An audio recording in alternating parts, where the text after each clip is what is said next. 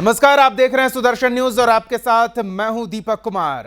चीन और भारत के बीच सीमा विवाद कोई नया नहीं है, लेकिन लद्दाख क्षेत्र में जो विवाद है उस विवाद को निपटाने को लेकर कई दौर की वार्ता दोनों देशों के प्रतिनिधि दल के बीच हो चुकी है। 14वें दौर की वार्ता करीब 13 घंटे तक चली। जी हां, लद्दाख क्षेत्र में विवाद के निपटारे को लेकर 13 दौर की वार्ता पहले हो चुकी है। किसी भी नतीजे पर दोनों देश के प्रतिनिधि नहीं पहुंचे और अब 14वें दौर की मैराथन बैठक चली 13 घंटे तक। इस बैठक में भारतीय पक्ष का प्रतिनिधित्व नए 14 कोर प्रमुख लेफ्टिनेंट जनरल अनिद्य सेन गुप्ता ने किया। बता दें कि नई दिल्ली और बीजिंग गतिरोध को हल करने के लिए पूर्वी लद्दाख क्षेत्र में वास्तविक नियंत्रण रेखा यानी कि LAC पर बातचीत करने में लगे हैं। 13 दौर की बातचीत तो हो चुकी है। इस वार्ता में भारतीय पक्ष की ओर से मुख्य जोर हॉट स्प्रिंग घर्षण बिंदु के समाधान के लिए था। यह काफी ही रणनीतिक क्षेत्र है और न सिर्फ रणनीतिक तौर पर, सामरिक तौर पर, बल्कि प्राकृतिक तौर पर भी यह काफी महत्वपूर्ण है। पिछले साल चीनी आक्रमण के बाद इस क्षेत्र पर विवाद उभरा था और क्षेत्र में शांति स्थापित करने की दिशा में लगातार प्रयास हुए। करीब 2 साल से बातचीत चल रहा है। 20 महीने की बातचीत, 13 दौर और 14वें दौर की बातचीत के बाद भी कोई नतीजा नहीं निकला है। इससे स्पष्ट माना जाए कि कहीं ना कहीं चीन इस विवाद को निपटाना ही नहीं चाहता है। इस बैठक से संबंधित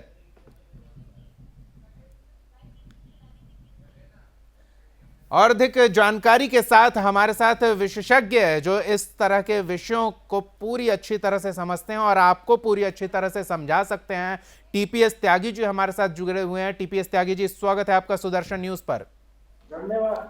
TPS त्यागी जी, एक चीज है कि किसी भी विवाद का निपटारा 1, 2, 4 बैठकों में हो जाए, यह संभावना बनती है, लेकिन 14वें दौर की बैठक और घंटों लंबी बैठकों के बावजूद कोई नतीजा नहीं निकल पा रहा है। इससे अब ऐसा लग रहा है कि चीन इस सीमा क्षेत्र के विवादों का निपटारा ही नहीं चाहता है, वो चाहता है कि विवाद बने रहें। क्या ऐसा है संभव? बिल्कुल ठीक कह रहे हैं आप दीपक जी। जब 13वीं कोर कमांडर की बैठक हुई थी तो वो बेनतीजा साबित हुई थी और अब 14वीं कोर कमांडर की बैठक हुई, ये भी करीब करीब बेनतीजा साबित हुई है। और इस दौरान जो 4 महीने का टाइम गुजरा है, इस 4 महीने में चीन ने अपनी फौजों को बढ़ाया है, अपने इंफ्रास्ट्रक्चर को बढ़ाया है और खास तौर पर जो पेंगोंग लेक है, उस पेंगोंग लेक के नॉर्थ बैंक से साउथ बैंक तक जाने में अभी तक एडवांटेज इंडिया था, लेकिन अब एडवांटेज चीन हो चुका है, क्योंकि चीन ने खुरनक फोर्ट एरिया में एक pre fabricated bridge Pangong lake के नैरो पोर्शन पर बनाना प्रारंभ किया है। इतना ही नहीं, एक जेटी भी बनाई है और उसके पीछे सभी तरह के अपने फोर्टिफिकेशंस और अपने इंस्टॉलेशंस बनाने प्रारंभ किए हैं। यानी वो अपना फोर्स मल्टीप्लाई करता जा रहा है और उसने 60,000 सैनिकों के तैनाती की घोषणा की है। क्या इससे ये समझ में नहीं आता कि चीन का सीमा विवाद को सुलझाने में कोई इंटरेस्ट नहीं है? और अगर थोड़ा बहुत मान भी लिया जाए तो वो भी लिमिटेड है।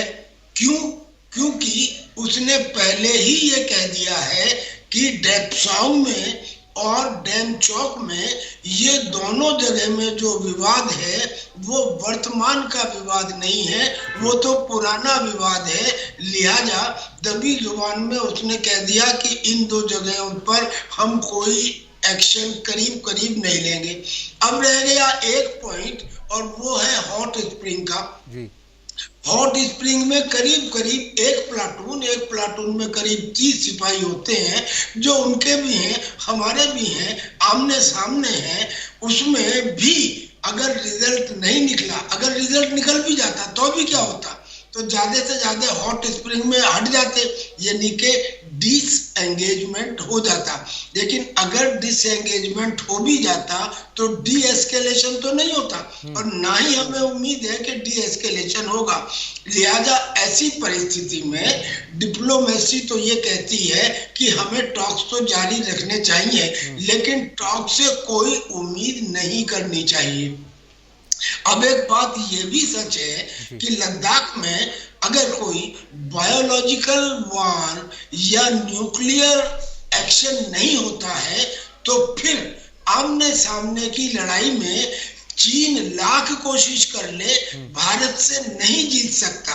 और यही बात हमारे सेनापति जनरल नरवणे ने भी कही है कि वार हो या कॉन्फ्लिक्ट हो, कॉन्फ्लिक्ट का मतलब लिमिटेड एक्शन, कि वार हो या कॉन्फ्लिक्ट हो, जीत भारत की ही होगी। और ये समझता चीन भी है कि लैंड की लड़ाई में और खास तौर से हाई एल्टीट्यूड की लड़ाई में हम भारत का पलड़ा चीन से बहुत भारी है। और एक बात और बताऊं आपको कि जो कोर है जिसके लेफ्टिनेंट जनरल सेनगुप्ता गए थे स्टॉक में, उस कोर में 14 कोर है वो, और उसका नाम है फायर एंड फ्यूरी कोर। उसकी एक ब्रिगेड है और उस ब्रिगेड को स्नो लेपर्ड कहा जाता है। और उस ब्रिगेड के जो सिपाही हैं वो हाई एल्टीट्यूड एरिया में, एक्सेप्शनली हाई एल्टीट्यूड एरिया में ऑपरेट करने के लिए अभ्यस्त हैं, कैपेबल हैं, फार मोर कॉम्पिटेंट हैं as compare to the Chinese protected soldier. बिल्कुल, किसी भी टीपीएस त्यागी जी, किसी भी भारतीय को अपने सैन्य ताकत पर कोई संदेह नहीं है, लेकिन सवाल यह खड़ा होता है कि जब हम सक्षम हैं तो धकेल कर पीछे क्यों नहीं कर सकते हैं? हम अंतर्राष्ट्रीय ताकतों की परवाह इतनी क्यों कर रहे हैं? देखिए, एक बात समझिए कि जो अटैक करने वाला होता है उसकी नफरी करीब 3 गुना होनी चाहिए जो डिफेंड करने वाला है उससे।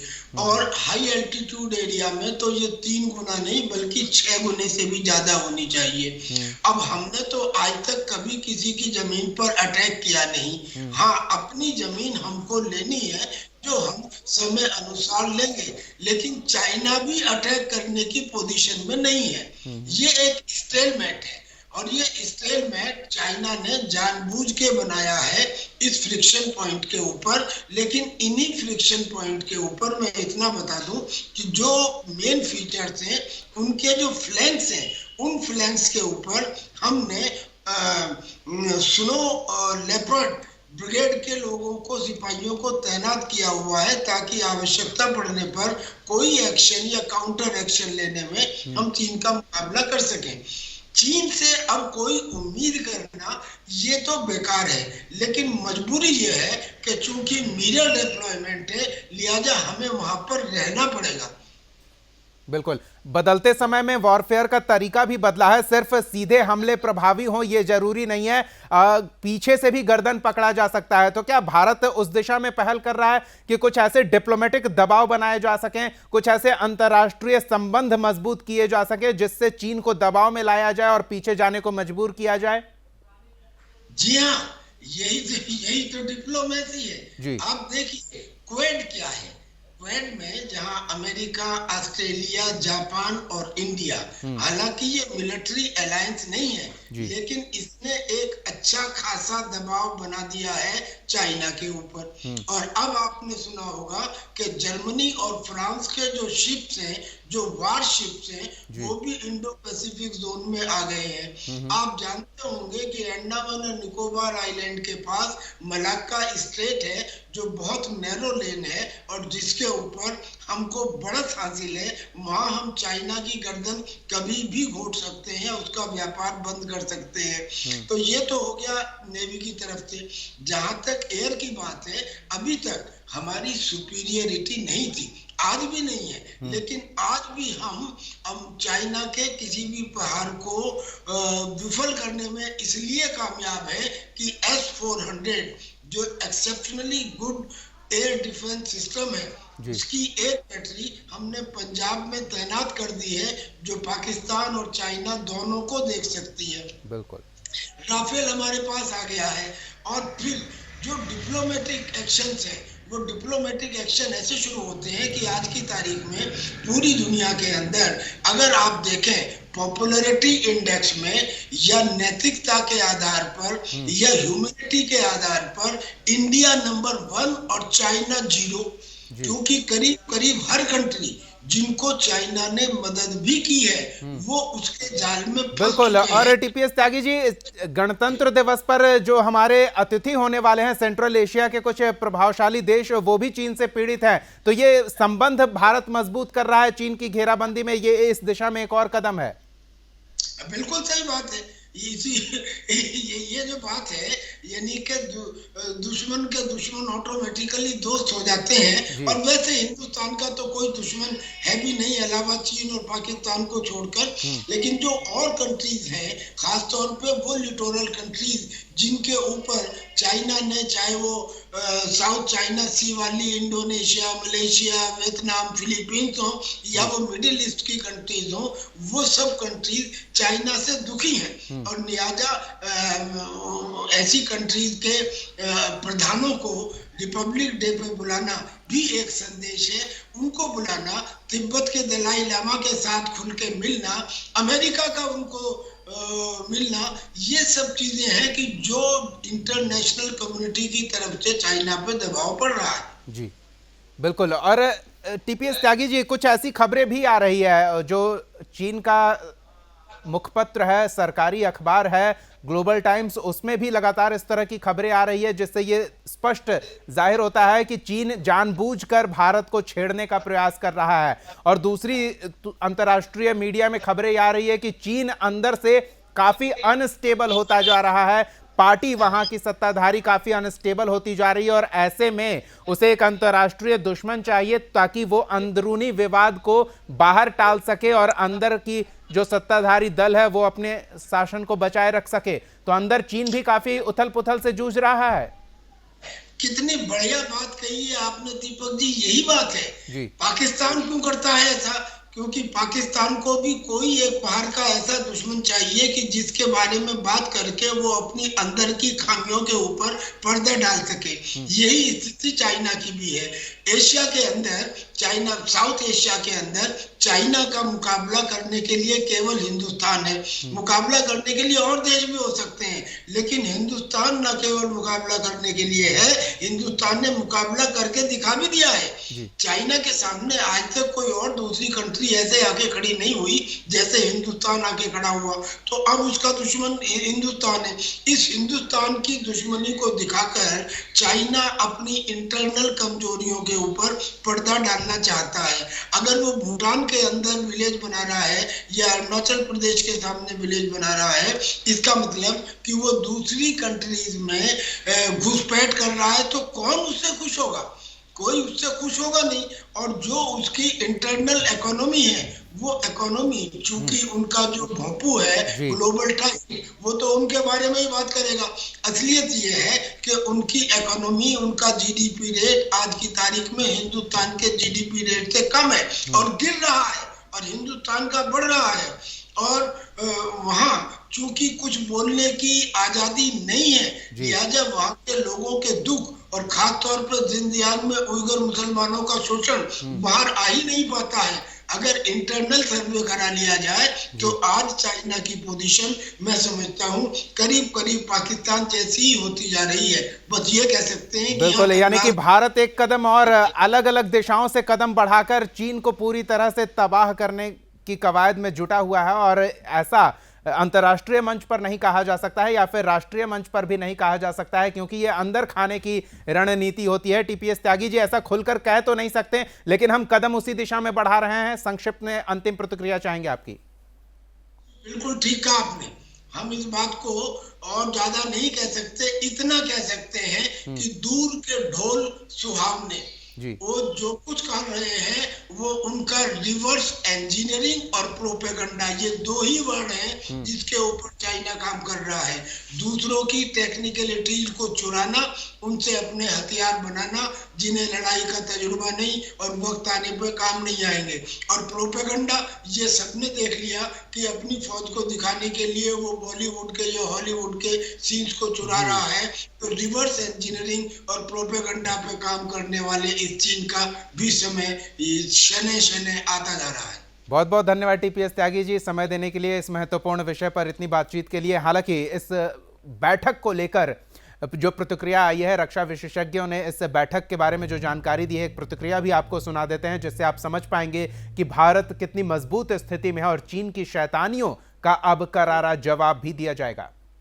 चल रहे हैं भारत और चीन 14th कमांडर लेवल के टॉक्स अभी चल रहे हैं भारत और चीन के बीच। 20 महीनों से ये जो स्टैंड ऑफ चल रहा है लद्दाख में, इस स्टैंड ऑफ को हटाने के लिए इतने सारे टॉक्स हो गए हैं, लेकिन कुछ निष्कर्ष पर पहुंचा नहीं है। डिप्लोमेटिक लेवल के भी टॉक्स हो रहे हैं, मिलिट्री लेवल के भी टॉक्स हो रहे हैं, लेकिन चाइना ये समझने को तैयार नहीं, पीछे हटने को तैयार नहीं है। एक प्रकार से एक्सपेंशनिस्ट पॉलिसी जो होती है वो चाइना अपनाना चाहता है भारत के साथ, लेकिन भारत कमजोर देश नहीं है। भारत आपकी एक्सपेंशनिस्ट पॉलिसी जो है वो यहां पर नहीं चलने देगी।